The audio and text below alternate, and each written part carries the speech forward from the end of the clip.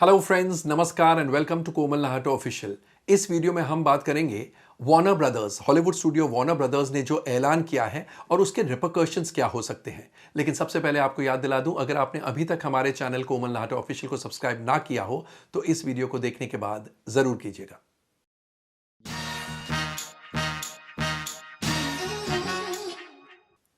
दोस्तों, हाल ही में Hollywood studio Warner Brothers ने ऐलान किया है कि उनकी सारी स्लेट ऑफ फिल्म्स जो 2021 में आने वाली है वो ना सिर्फ सिनेमाघर में रिलीज होगी, लेकिन साइमल्टेनियसली यानी उसी दिन जिस दिन सिनेमा घरों में आएगी उसी दिन HBO मैक्स पर भी दिखाई जाएगी। OTT platform HBO max. Of course ये यूएस की बात है। इंडिया में आप उन फिल्मों को स्ट्रीमिंग प्लेटफॉर्म पर साइमल्टेनियसली नहीं देख सकते हैं। इंडिया में सिर्फ और सिर्फ सिनेमाज में रिलीज होगी, लेकिन पूरे यूएस में आप चाहे तो सिनेमा घर जाके इन वार्नर ब्रदर्स की फिल्मों को देख सकते हैं या फिर घर बैठे HBO मैक्स पर भी देख सकते हैं। Obviously cinema chains like AMC theatres, Regal, cinema की ये सारी सिनेमा चेन्स एब्सोल्युटली नर्वस हो गई है इस अनाउंसमेंट से, क्योंकि आप तो जानते हैं अगर घर बैठे नई फिल्में देखने को मिलेगी तो लोग सिनेमा घर में क्यों आएंगे। तो सिनेमा चेन्स, मल्टीप्लेक्स चेन्स का ये फियर है कि this will sound the death nail for cinemas. Of course Warner Brothers ने क्लैरिफाई किया है कि ये एब्सोल्युटली यूनिक टाइम चल रहा है, यूनिक सिचुएशन चल रहा है, जहां पर पैंडेमिक की वजह से सिनेमास बंद है, बहुत सारे सिनेमास खुले भी हैं तो लिमिटेड कैपेसिटी में ऑडियंस को अलाउ कर रहे हैं, 30%, 50% वगैरह वगैरह, यानी 100% audience is not allowed in those cinemas. इसलिए वार्नर ब्रदर्स का कहना है कि अगर एज प्रोड्यूसर्स हम सिनेमा हाउसेज में फिल्में रिलीज करते हैं तो क्योंकि कैपेसिटी रिड्यूस हो गई है, लोगों की कैपेसिटी, हमारी प्रॉफिट्स भी कम हो जाएगी। यहां तक कि अगर केवल सिनेमा पर हम डिपेंड करें तो हो सकता है बड़े बड़े बजट की जो फिल्में हमने बनाई हैं और जो 2021 में रिलीज होने वाली है उनमें हमको नुकसान हो। इसलिए उन्होंने क्या कहा है, जो एक्सक्लूसिविटी विंडो सिनेमास का होता है, 4 हफ्ते का, 6 हफ्ते का, 8 हफ्ते का, जिसके बाद ही टेलीविजन या डिजिटल प्लेटफॉर्म्स पर फिल्में रिलीज होती है, उसको उन्होंने जीरो कर दिया है। उन्होंने कहा है कि जिस दिन सिनेमाघर में फिल्म रिलीज होगी उसी दिन हम HBO मैक्स पर भी रिलीज करेंगे। और इन्होंने यह भी कहा है, वार्नर ब्रदर्स ने यह भी कहा है कि यह सिर्फ और सिर्फ 2021 की स्लेट ऑफ फिल्म्स के लिए है। उसके बाद हम वापस back to the original plan revert करेंगे, यानी फिल्में पहले सिनेमा घर में आएगी, उसके कई हफ्तों बाद OTT प्लेटफॉर्म्स पर आएगी। और अगर यह हॉलीवुड में हो सकता है तो बॉलीवुड में क्यों नहीं। वैसे भी बॉलीवुड के producers multiplex association of India, जिसके नेशनल मल्टीप्लेक्स चेन्स और दूसरे मल्टीप्लेक्सेस मेंबर्स हैं, तो मल्टीप्लेक्स एसोसिएशन ऑफ इंडिया से वो कह रहे हैं इंडिया में एक्सक्लूसिविटी विंडो 8 हफ्तों का है। तो प्रोड्यूसर्स ये कह रहे हैं कि ये एक्सक्लूसिविटी विंडो कम कीजिए। कुछ बोल रहे 4 हफ्ते रखिए, कुछ बोल रहे 2 हफ्ते रखिए, कुछ बोल रहे 6 हफ्ते रखिए। लेकिन मल्टीप्लेक्स एसोसिएशन ऑफ इंडिया टस से मस नहीं हो रहा है। नेशनल मल्टीप्लेक्स चेन्स ये कह रहे हैं कि विंडो तो वही रहेगा, विंडो हम नहीं चेंज करेंगे। अब जब हॉलीवुड स्टूडियो वार्नर ब्रदर्स ने यह ऐलान कर दिया है कि उनकी सारी फिल्में 2021 की simultaneously OTT platform and cinemas में रिलीज होगी, it shouldn't be a surprise अगर बॉलीवुड प्रोड्यूसर्स भी मल्टीप्लेक्स एसोसिएशन ऑफ इंडिया के सामने ऐसी ही मांग रखे। मुझसे अगर आप पूछे तो मल्टीप्लेक्सेस को टेंशन लेने की कोई बात नहीं है। क्या होगा ऐसे में? नेचुरली ये एक टेम्पररी रिलीफ मेजर है, टेम्पररी, जब तक सिनेमाज वापस 100% कैपेसिटी पर फंक्शन ना करे तब तक।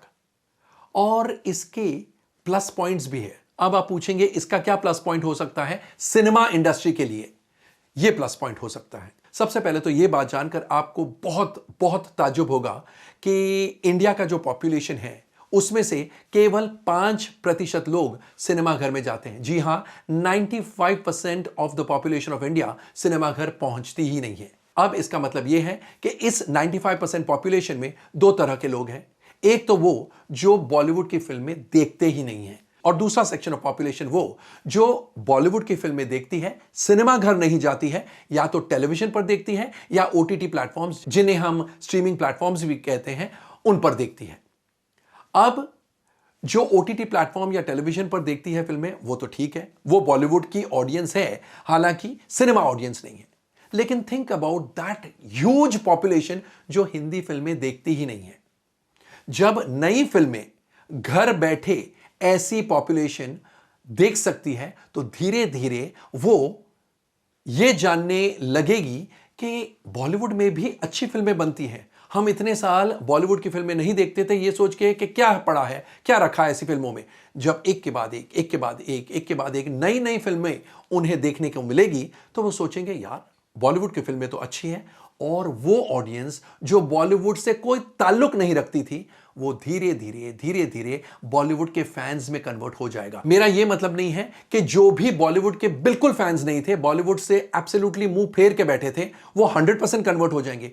लेकिन a sizeable chunk could be converted, क्योंकि जब पब्लिसिटी, उन फिल्मों की पब्लिसिटी जोर पकड़ रही है क्योंकि सिनेमा घर में रिलीज होने वाली है, उसी दिन, जिस दिन सिनेमा घर में आएगी उसी दिन घर पर बैठकर आप स्ट्रीमिंग प्लेटफॉर्म पर अगर वो फिल्म देख सकते हैं, तो जो बॉलीवुड के कभी फैंस नहीं रहे हैं, बॉलीवुड की फिल्मों से बिल्कुल बिल्कुल बेखबर रहे हैं, वो भी देखना शुरू करेंगे। And a good chunk of that population could be converted into Bollywood fans. और वो आगे चल के 1.5 साल बाद, 2 साल बाद, 3 साल बाद वो ऑडियंस सिनेमा घर में आना शुरू हो सकती है। यानी इन द लॉन्ग रन ये जो मूव है that could help cinemas rather than harming their interest.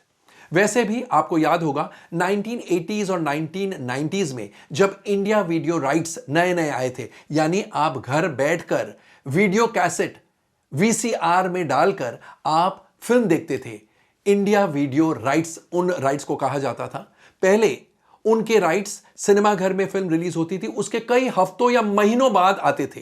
लेकिन जब इन राइट्स की खुली पायरेसी होने लगी एंड जिस रोज फिल्म, नई फिल्म सिनेमा घर में लगती, उसी रोज पायरेटेड वीडियो कैसेट्स मार्केट में ओपनली मिलने लगे, तब प्रोड्यूसर्स ने सोचा कि हम डिले कर रहे हैं तो पायरेट्स हमारा पूरा जो ड्यू इनकम है वो पायरेट्स लेके जाके खा रहे हैं। इसलिए प्रोड्यूसर्स ने यह सोचा कि इंडिया वीडियो राइट्स रिलीज के ऊपर कोई रोक, कोई टोक नहीं होनी चाहिए। And simultaneously India video rights भी बिकने लगे, यानी उसी दिन वीडियो भी निकल जाते थे और उसी दिन सिनेमा घर में भी पब्लिक आती थी।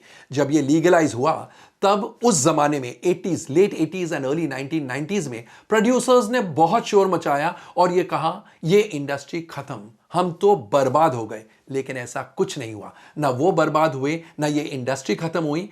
एक्चुअली उल्टा हुआ, ऑफिशियल वीडियो कैसेट्स आने लगी जिसकी वजह से वो पैसा इंडस्ट्री को ही मिलने लगा, बिकॉज पायरेट्स वो पैसा नहीं लेके जा सकते थे।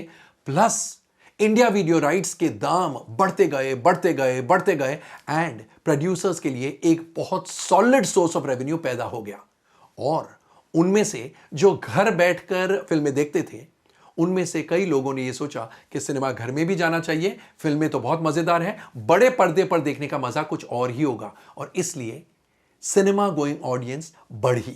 वैसे ही अब ओटीटी प्लेटफॉर्म्स भी, जैसे पहले जमाने में इंडिया वीडियो या वीडियो कैसेट एक ट्रेलर था फिल्म के लिए to get the audience to the cinemas, अब ओटीटी प्लेटफॉर्म्स देख देख कर एक नई ऑडियंस खड़ी होगी जो अल्टीमेटली सिनेमा घर में आएगी, because there is absolutely no comparison with big screen entertainment. वैसे भी आपको बता दूं, मल्टीप्लेक्सेस, जो बड़े मल्टीप्लेक्सेस हैं, वो शोकेसिंग करते हैं और अगर फिल्म थोड़ी भी अच्छी नहीं जाती है तो उस फिल्म को बाहर उठा फेंकते हैं और नई फिल्म रिलीज कर देते हैं। प्रोड्यूसर का हक है, प्रोड्यूसर को कॉन्फिडेंस में लेकर यह करना चाहिए, लेकिन बहुत सारे नेशनल मल्टीप्लेक्स चेन्स ऐसा नहीं करते हैं। सो अगर producer is at the mercy of these big multiplexes, आप ही सोचिए, व्हाई शुडंट प्रोड्यूसर्स डिसाइड कि उनकी फिल्म उन्होंने बनाई है, उनकी फिल्म के ओटीटी राइट्स भी साइमल्टेनियसली जाने चाहिए। और जैसा मैंने कहा, प्रोड्यूसर्स की आमदनी